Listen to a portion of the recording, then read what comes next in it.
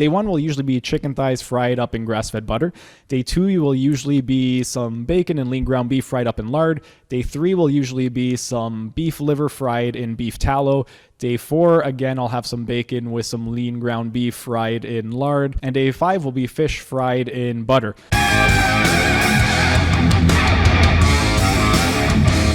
Hey everyone, thanks for tuning in and welcome back to another Sunday Q&A. Before we start, just a quick reminder that if you like what you see, be sure to subscribe to our channel and hit the notification bell so you don't miss out on any of our videos. Also, if you have any questions, ask them down in the comment section and we'll either respond to you directly in the comment section or answer your questions during another one of our weekly Sunday Q&As. Alright, time to answer your questions. Hey everyone, thanks for tuning in to another Sunday Q&A. Today I have another question related to the carnivore diet. A lot of you guys want to know what foods I'm eating, so I'm going to get into that a little bit. Before I get into what I'm currently eating, as I've mentioned in the first Sunday Q&A video, over the last 10 years I've been doing a rotation diet. So let me give you a little breakdown of what exactly a rotation diet is. If you're not sure, I'll also include a little video that you could click on the link above. Basically, a rotation diet is a diet in which you eat from a particular food family and then you don't eat from that food family again for another 3 to 4 days. And there are many benefits to it. You could watch the video to see what all the benefits are. But what I was doing on my old rotation diet was I did a 7-day rotation. On day 1, which was my Monday, I would eat some type of bird, so it would either be chicken, duck, turkey, something like that. Day 2 and day 3 would both be from the mammal family. Ideally, when you are doing the rotation day, you don't want to have 2 food families back to back. But when I did my mammal family on day 2, it was typically pork. On day 3, it was typically either beef or lamb.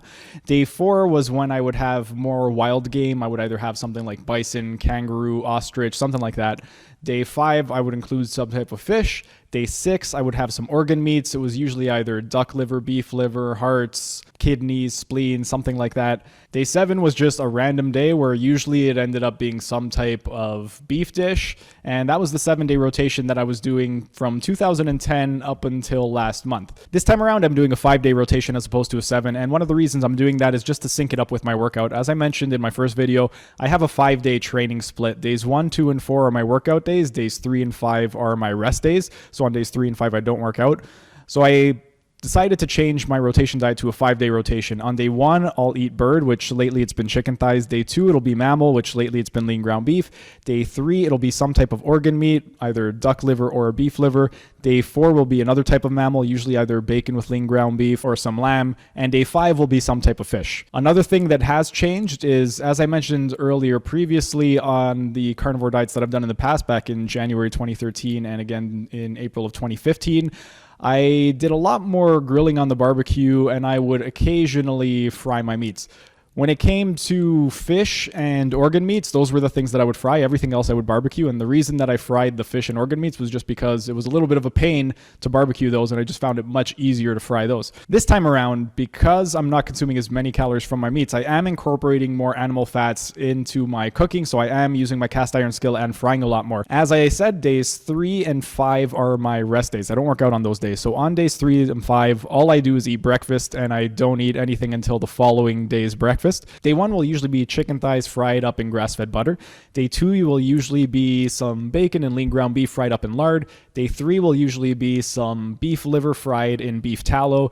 Day 4, again, I'll have some bacon with some lean ground beef fried in lard. And day 5 will be fish fried in butter. When I do all of my frying, I do use a cast iron skillet. And another thing that has changed is on my workout days, instead of having an amino acid shake like I used to have, I've swapped that out for an egg salad. And I'll have an egg salad before and after my workout. What I'll do is the night before, I'll take 8 eggs, I'll hard boil them, mash them up in a bowl, and then instead of using the coconut oil mayonnaise that I used to use, I now take a 1/4 cup of ghee and I put that in the egg salad. One of the reasons that I started doing that was just to increase my caloric intake because the calories that I was getting just from the meat wasn't enough to sustain my weight, and I didn't want to go down in weight. So I decided to incorporate that just to make up the difference. For me personally, one of the things that I really love about the rotation diet is that you don't get bored of foods. Whatever I have on day 1, I won't eat that again until the next day 1. So I have 4 days of a break from that food before I consume it again.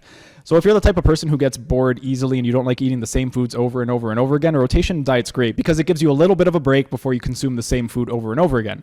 With the 5-day rotation, I'm finding it really, really good. But that's it for today's video. Thanks for tuning in. And if you have any other questions with regards to my experience on the carnivore diet, any questions related to the carnivore diet, or if you have any other questions at all with regard to exercise, nutrition, physiology, anatomy, anything like that, go ahead, ask me down in the comments section. I'll either respond to you directly in the comments section or answer your questions during our next Sunday Q&A. That's it for today. Thanks for tuning in, and I'll see you again next week. That's it for today's video. Thanks for tuning in. If you liked what you saw, be sure to hit that like button, subscribe to our channel, and hit the notification bell so you don't miss out on any of our videos.